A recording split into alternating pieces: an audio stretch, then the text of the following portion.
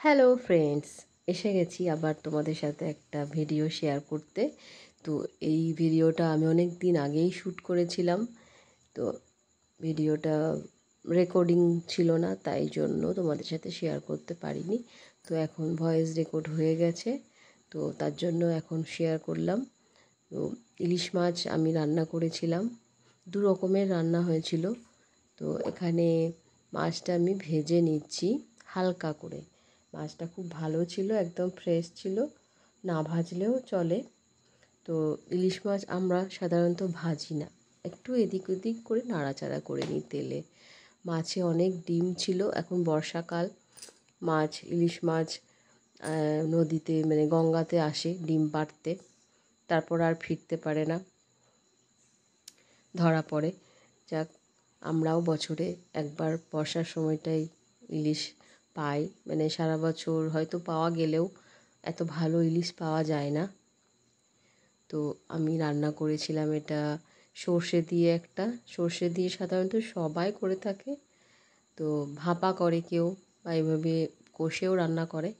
তো আমি দেখো কালো জিরে আর কাঁচা লঙ্কা দিয়ে দিলাম, আর বেটে রাখা সর্ষে আর সামান্য পোস্ত একসাথে কাঁচা লঙ্কা দিয়ে বেটে দিয়ে দিলাম। একটু ফুটে উঠলে আমি এর মধ্যে মাছগুলো দিয়ে দেবো। তো লবণ আর হলুদ দিলাম, আর কোনো মশলা এর মধ্যে দিচ্ছি না। এই রান্নাটা একদমই নিরামিষই বলতে গেলে, মানে মাছটা যদিও নিরামিষ নয়, কিন্তু পেঁয়াজ রসুন আমি এর মধ্যে দিইনি। তো অসাধারণ টেস্ট হয়েছিল, মাছটা খুব সুন্দর হয়েছিল খেতে, সবাই খুব প্রশংসা করেছিল বাড়িতে। তোমাদের কেমন লাগলো অবশ্যই কমেন্ট করে জানাবে।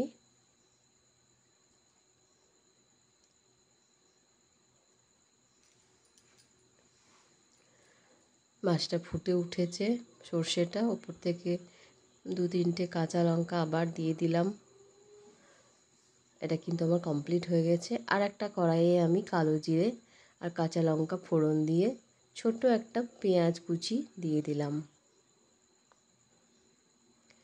এর মধ্যে দিয়ে দিলাম আদা লঙ্কা বাটা, একটু জলে গুলে পাতলা করে। এরপর হলুদ দিয়ে দিলাম সামান্য, জিরে গুঁড়ো, ধনে গুঁড়ো,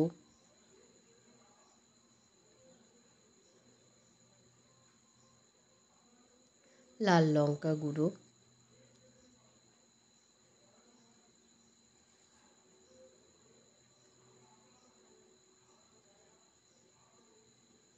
এরপর ঝিঙেটা কেটে রেখে ধুয়ে রাখা ছিল, ঝিঙেটাও দিয়ে দিলাম। এই মশলাটা দিয়ে এভাবে কষতে থাকবো কিছুক্ষণ। স্বাদ মতো লবণ দিয়ে দিলাম।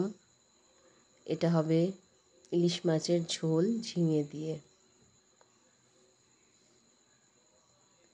ঝিঙে থেকে অনেকটা জল বেরিয়ে এসেছে, তেলও ছাড়ছে মশলা থেকে।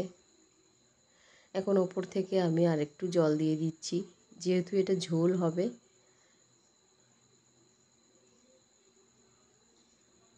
ঝোলটা ফুটে উঠেছে, এবার ভেজে রাখা মাছগুলোও দিয়ে দিচ্ছি। ঝিঙে দিয়ে ইলিশ মাছের ঝোলটাও কিন্তু খুব টেস্টি হয়েছিল, সবাই খুব পছন্দ করেছিল। তোমাদের কেমন লাগলো একটু কমেন্ট করে অবশ্যই জানাবে।